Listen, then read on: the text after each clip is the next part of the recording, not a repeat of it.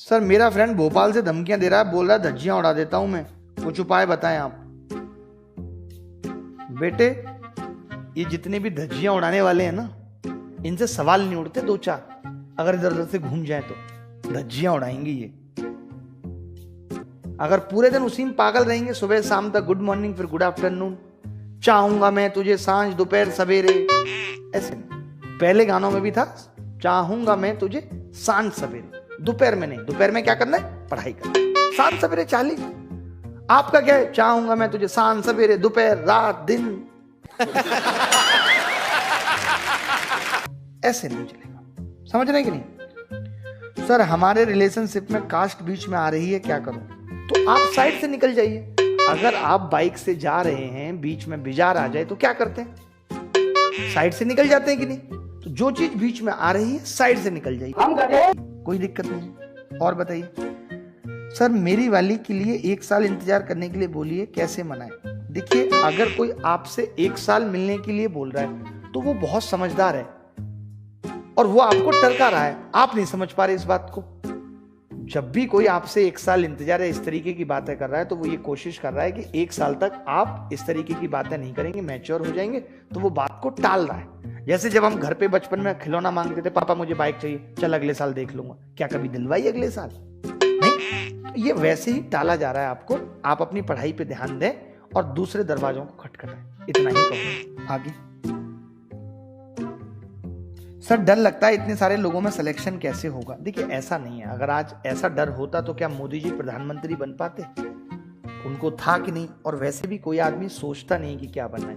मैं आपको हमेशा कहता हूं कि जब भी आप सिलेक्शन के बारे में सोचकर तैयारी करोगे तो हमेशा डर में रहोगे और परेशान रहोगे। सोचो ही मत सिलेक्शन के बारे में। आपका टारगेट मुझे चारों सब्जेक्ट सीखने, उसके बाद आपका टारगेट मॉक में ठीक नंबर लाने, उसके बाद आपका टारगेट प्री देना है, प्री अच्छे मार्क्स से निकालना है। ऐसे धीरे धीरे करके छोटे छोटे टारगेट्स को टारगेट करो और उन्हें अचीव करो, सफलता अपने आप मिल जाएगी। सीधे सिलेक्शन को सोचोगे तो सबसे पहला स्ट्रेस तो यही है, कब पेपर होगा, कब रिजल्ट आएगा, कब ज्वाइनिंग होगी।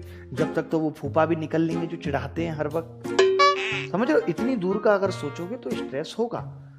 इतनी दूर का मत सोचो, अभी पास का सोचो कि कैसे सिलेबस कंप्लीट करके मॉक में ठीक। अगर पूरे दिन उसी में पागल रहेंगे, सुबह शाम तक गुड मॉर्निंग फिर गुड आफ्टरनून, चाहूंगा मैं तुझे सांझ दोपहर सवेरे, ऐसे नहीं। पहले गानों में भी था चाहूंगा मैं तुझे सांझ सवेरे, दोपहर में नहीं। दोपहर में क्या करना है? पढ़ाई करना। सांझ सवेरे चाली आपका क्या है? चाहूंगा मैं तुझे सांझ सवेरे दोपहर रात दिन।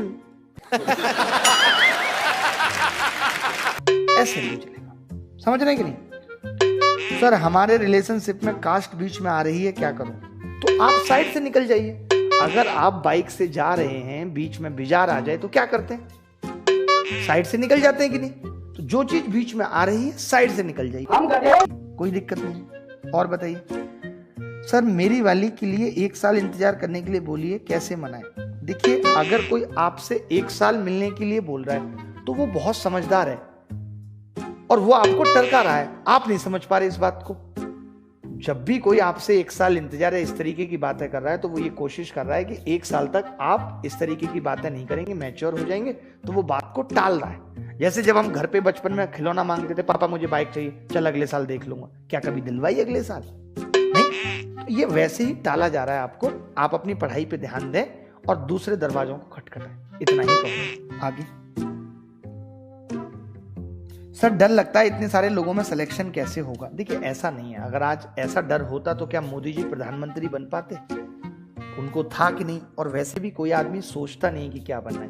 मैं आपको हमेशा कहता हूं कि जब भी आप सिलेक्शन के बारे में सोचकर तैयारी करोगे तो हमेशा डर में रहोगे और परेशान रहोगे। सोचो ही मत सिलेक्शन के बारे में। आपका टारगेट मुझे चारों सब्जेक्ट सीखने, उसके बाद आपका टारगेट मॉक में ठीक नंबर लाने, उसके बाद आपका टारगेट प्री देना है, प्री अच्छे मार्क्स से निकालना है। ऐसे धीरे धीरे करके छोटे छोटे टारगेट्स को टारगेट करो और उन्हें अचीव करो, सफलता अपने आप मिल जाएगी। सीधे सिलेक्शन को सोचोगे तो सबसे पहला स्ट्रेस तो यही है, कब पेपर होगा, कब रिजल्ट आएगा, कब ज्वाइनिंग होगी।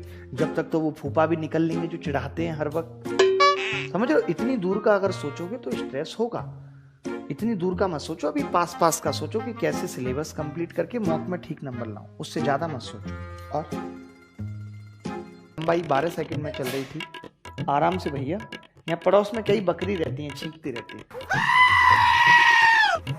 मास्टरनी की तरह। माहौल बना हुआ क्लास का। मैं थोड़े कमेंट पढ़ लेता हूँ। सर ये कौन से बुक से पढ़ा रहे हो? साक्षी में किताब से क्यों पढ़ाऊंगा? किताब से टीप के पढ़ाऊंगा मैं? कैसी महिला हो साक्षी तुम? ये वो महिलाएं भाई साहब जिनको कोई अगर सुंदर मैसेज भी कर दे, ये कह दे कि यार अच्छा मैसेज कर दे, तुम ये हो तुम वो, तो ये ऐसे लौट के पूछेंगे किसको कर रहे थे ये मैसेज, बता दो बता दो। इनको यकीन ही नहीं होता। सिकंदर ठाकुर हमारे साथ जुड़े हुए हैं। सर ये मैम जो आपके साथ है उन्हें कैमरे पे दिखा दो। ये मैम नहीं मेमा है, मेमा। गंदा सा पुरुष है, ऐसी कोई जगह नहीं जहां बाल नहीं है। ये किसी बात कर दे बस। तुषार जी को आपको देखना है तो इंस्टाग्राम पे जाके देख लो, तुषार 318 इनकी आईडी है। आपका फेस सर अली असगर की तरह लगता है। बेटे मैं कोई अजगर वजगर नहीं हूं। कल ही एक लड़की ने नंबर दिया था, खुशी खुशी में इतना झूमा कि 3 अक्षर ही मिट गए। ओहो, अबे नंबर चाट रहे थे क्या? नहीं। सर आपका शर्ट बहुत सुंदर है। मैंने तो कहा ही सारी शर्टें आपको दे दूंगा मैं। चलिए बहुत बात हो गई अब आपसे। सर आज बहुत दिनों बाद लाइव देख रहा हूं। मैं जॉब करता हूं इसलिए आपका ऑफलाइन देखता हूं। वेरी गुड, इस लड़के से सीखिए कुछ। जॉब के साथ साथ पढ़ रहा है ये। भाई पढ़ लो, सच बता रहे हैं। देखिए जिंदगी में कुछ नहीं है। अगर आज आपके पास 2 पैसे नहीं है तो कोई आपसे बात नहीं करेगा। पैसे की पहचान यहाँ, इंसान की कीमत कोई नहीं। बच के निकल जाए इस बस्ती में, करता मोहब्बत कोई नहीं। यहां सारे रिश्तेदारों को फूफा चाची बुआ नानी है, अपना अब कोई नहीं। सबका तेरी जेब से नाता, तेरी जरूरत कोई नहीं। आंख के आंसू खून जिगर का मिट्टी से भी सस्ता है।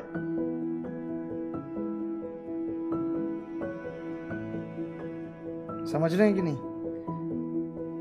सर आप शायरी करना कहां से सीखें? ऐसा देखिए, शायरी के लिए कुछ सीखना जरूरी नहीं होता। शायरी क्या है, नॉर्मल है। मैं 4th क्लास से कर रहा हूं। मुझे पढ़ने का मन नहीं करता है। मम्मी कहती थी डंडा उठा के लाऊं या अभी पढ़ता है? तो हमें बचपन से ही आदत है। मम्मी को पूछा मम्मी रोटी है? बोली there is no roti in the kitchen. खाना है तो बाहर जाके खाया चिकन। तो हमें बचपन से ही ऐसे आदत है। बचपन हमारा उसी में गुजरा है। मम्मी ने पीटा, पापा ने घसीटा, बन गया सतरीठा। तो उस तरीके से डर नहीं लगता। आपने सवाल देख लिया, इस सवाल का उत्तर समझ गए। 14 मीटर जीएस की क्लास मालूम कैसे चलती? तो ऐसे टीचर लाएगा सवाल, बी पेज पलट देगा, सी पेज पलट देगा, डी। पता नहीं क्या चलती है क्लास में यार। मेरी तो समझ से ही पढ़े है। फास्ट से पढ़ा और बी लगा दिया। पता नहीं कहां से पावर आती है, बी लगा दिया। हम कमबख्त दिन रात जीएस की किताबें घोट के पी गए, आज तक हमें पता ही लगा बीएससी है। हमने ऐसे एक जीएस के मास्टर को फोन लगाया, मैं गुरुजी आप कैसे लगा देते हो बी और सी? बोले अजीब पागल हो। कह रहे 4 ऑप्शन में से तुम अपने लिए एक ऑप्शन नहीं ढूंढ पा रहे हो बेहतर। इस जमाने में भरे लोगों से अपने लिए एक इंसान कैसे ढूंढ पाओगे? नहीं ढूंढ पाओगे। हमने कहा बात तो सही है। तो भैया जीएस आएगी खुद से पढ़ के, जीएस खुद से पढ़ के आएगी। सर मेरा फ्रेंड भोपाल से धमकियां दे रहा है, बोल रहा है धज्जियां उड़ा देता हूं मैं, कुछ उपाय बताएं आप। बेटे ये जितने भी धज्जियां उड़ाने वाले हैं ना, इनसे सवाल नहीं उड़ते 2-4। अगर इधर उधर से घूम जाए तो धज्जियां उड़ाएंगे ये। सर आपके कितने बच्चे हैं? देखिए ये जितने भी पढ़ रहे हैं सब अपने ही बच्चे हैं। 16.9 लाख बच्चे हैं अपने। सर वो शायरी सुना दो, शाम सुहानी होती थी। वो शाम सुहानी होती थी जब हम एक कॉफी साझा करते थे। वो हमें निहारा करते थे, हम उन्हें निहारा करते थे। और बताओ और क्या डिमांड है? सर से प्यार का भूत कैसे भगाऊं, अजीत। देखिए ये कोई भूत वूत नहीं है, ये एक तरीके से नॉर्मल लाइफ है, डेली लाइफ का ही एक हिस्सा है। इसको बस अपने ऊपर हावी मत होने दीजिए। मान लेते हैं कि आपको नहाने की आदत पड़ गई, अब दिन रात नहा रहे हैं, बीमार पड़ेंगे कि नहीं? तो जैसे रोटी खाते हैं ये प्यार वैसे ही एक हिस्सा है। इसका ये है कि भाई हिसाब से लेंगे तो डाइजेस्ट कर पाएंगे। अति तो देखिए हर चीज की खराब है। हम क्या करते हैं कि जो चीजें ज्यादा अच्छी लगती हैं उनकी अति कर देते हैं। चाय ब्रेड अच्छी लगती है, दिन रात खा रहे हैं, हो गए बीमार। वही वाला स्थिति प्रेम की है। अगर प्रेम को भी ठीक मात्रा में थोड़ा थोड़ा लिया जाए तो ये जिंदगी के लिए एक बहुत बड़ा टॉनिक है। इससे लोगों की जिंदगियां बन जाती हैं। आपने सुना होगा कि हर सफल इंसान के पीछे महिलाओं का हाथ है, तो ऐसे ही थोड़ी है वो, लेकिन लिमिटेड एडिशन होगा तभी।